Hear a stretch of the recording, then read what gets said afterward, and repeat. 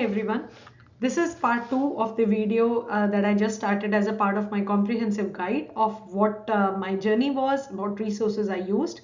So this was the last slide where I discuss the 10-tier plan on how to start your journey for preparing US and Canadian medical licensing exams. So continuing with my video and presentation ahead, I've been asked this question a lot many times, like what was the approximate cost? Uh, the I cannot exactly tell what was the accurate figure, but it's somewhere costs around 20,000. It might be overshooting of that target, but this includes like the taxes.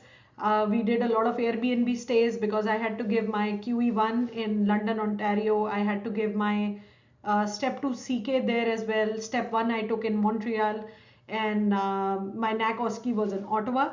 So there were these stays which were involved as a part of the exam. There were certain books that I ordered from Amazon, which included like Conrad Fisher's 100 Cases of Ethics. Then there was NAC OSCE Comprehensive Review. Then I'm like bit of an old school, so I like paper books. So we printed like few photocopies of tiny notes or books at home as well.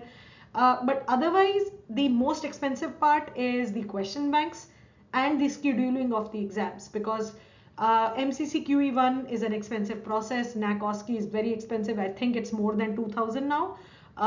Q banks are very expensive. UWorld was expensive, but it is a golden resource. MCC practice tests are very, very important. I think every CDM and QE1 is around $210. A full length assessment is $575 or $600 plus dollars. PE Lite is $375. So it is an expensive process. So I think my cost would approximately be around that figure. But I genuinely believe there are no shortcuts to success. I'm happy that I stuck on to my passion, which was pathology, and I didn't give way to people's advices of changing my career or settling for a branch which I didn't want to take. But it does require a lot of effort. I'm a visual learner, so I'm just giving you a bit of insight on the efforts I put in and how you can also make your resources like your YouTube, like your iPad, your computer, to make educational resources for you. So this is like on your screen, if you can see. This is, I don't know if you can understand my handwriting, but I used to make my own notes on OneNote on my computer. I used to copy paste some kind of descriptions or a highlight in UWorld as well. Then I would make my own notes. Whenever you start, keep in mind that your performance will initially be slow. It'll grab a speed once you are consistent in your efforts to do the questions daily.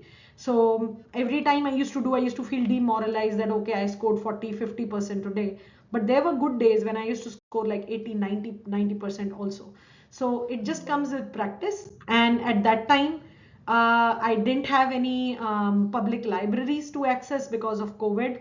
There were no study rooms that were available. So I could, like, we were in a basement, and I wanted to study in different places because I hate routine, like a simple boring thing.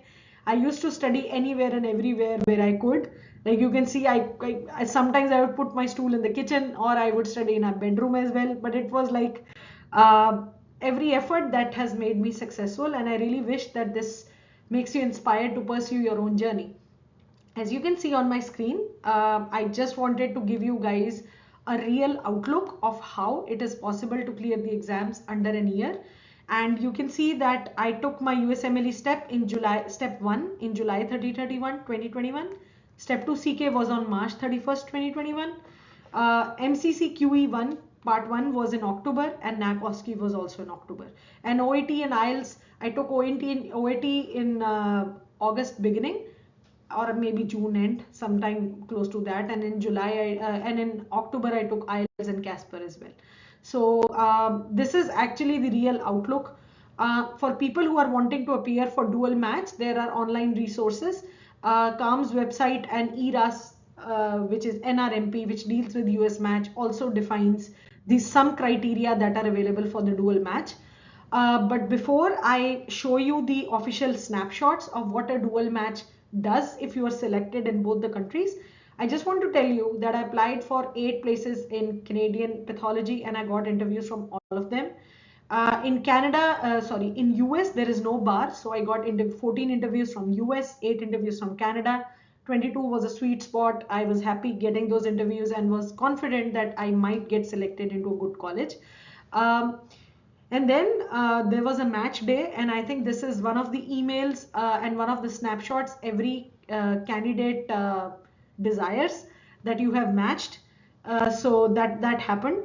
So just diving a bit deep into people who appear for both the matches, NRMP and CAMS. You give the interviews for both the countries, and if you are eligible, your rank is in the US or CAMS list. If one of the country gives its match results and you are selected in that match, you are legally bound to go by that match. If you say no to that match, you will be debarred from that country for 5 years.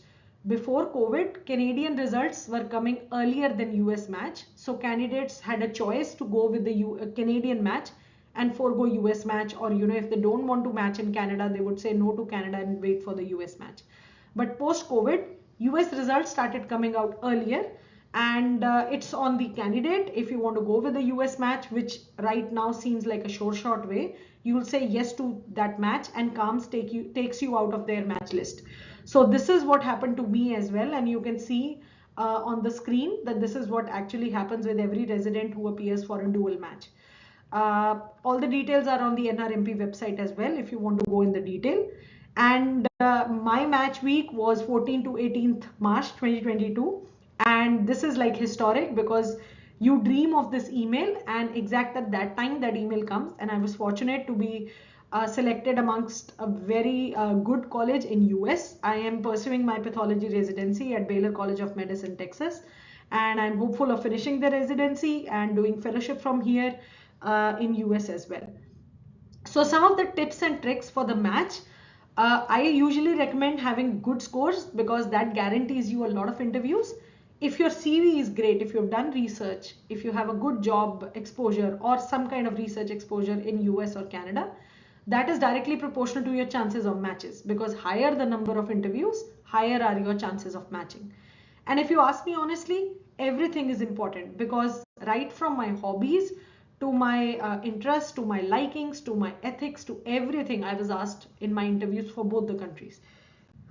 And actually everything is important. It's the same reiteration of fact, but in a diagrammatic representation, because the journey is long, and people who say like all of it depends on your IQ, your talent, luck and destiny is, to be honest, it's a farce or a complete BS, because actually your preparation matters, your scores matter, having a great CV matters, and personal statement and interviewing skills matter as well.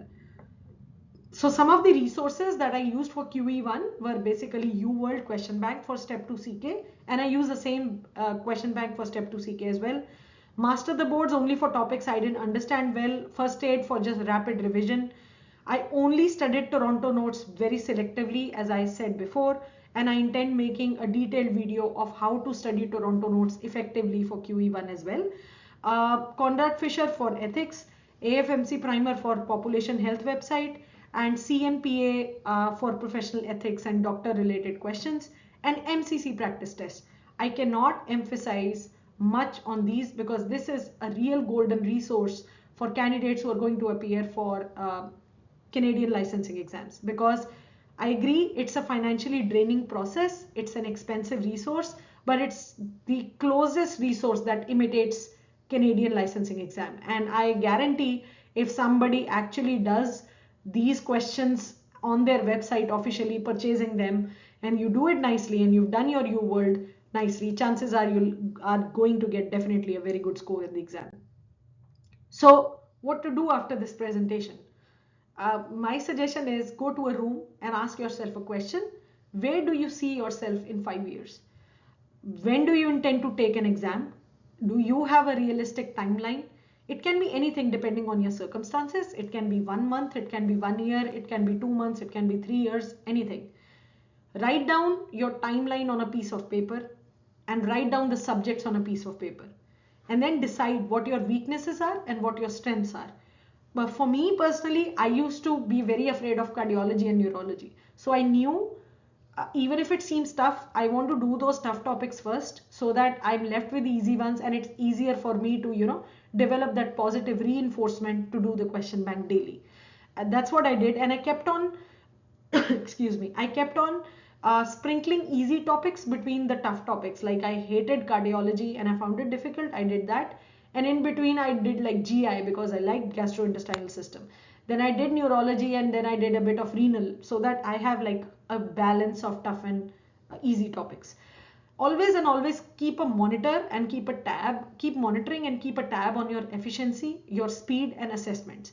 That is why there is an importance of taking an online question bank and not going for a free PDF resources that are available on Telegram. Getting a question bank, a good question bank, is an ultimate thing that can help you in your preparation. And I personally feel that this requires more of description. So I'm intending to make a video on that as well, on how to choose a question bank, which one to go for from the choices that are available in the market, and how to complete it in record time. Always and always believe that you have discipline and keep a tab, and get guidance or classes only for weak topics or high yield refresher course if you feel that you can manage it all by yourself. And always keep motivated and uplifted, to keep yourself motivated and uplifted in this journey. uh, the exact time is to start now. There is no other time. So I hope you can derive some sort of inspiration from this. I started this channel to share my journey, and I am available for all the help you guys need and all the inspiration that you need. So some of the initiatives that I want to take ahead are educational videos on YouTube. I'll be probably taking free NAC OSCE mock sessions and planning. I'll make more videos on CV improvements, how to get a research position, personal statements, interview skills. That will be coming in the future videos as well. And the main features that you have to focus are that you should have some kind of doubt clearing sessions. You understand the basics, and you go for mock exams for NAC OSCE mocks, which are super important. And at the end, I just want to finish it with the quote that everybody has some sort of difficulties in their life. But it's very important that if you are able to tide this tough time with the inspiration and finish your exams in the record time, trust me, residency is a dream thing to do. After that, your life is so easier when you are in attending. You have money, you have resources, and all the things that you've dreamt of. This is a tough time, but it gets over soon. So some of the testaments are here from people who I mentored, and I still do that as and when I get time from my residency. And I would love to hear your inputs or your comments on the topics that you want some videos on. And I'm planning to leave a link here, and I'm planning to have a live session as soon as we have some more people on the YouTube channel. So I'm available, and I hope you aspire to achieve your dream residency and you finish it with great success. Thank you so much, and good night.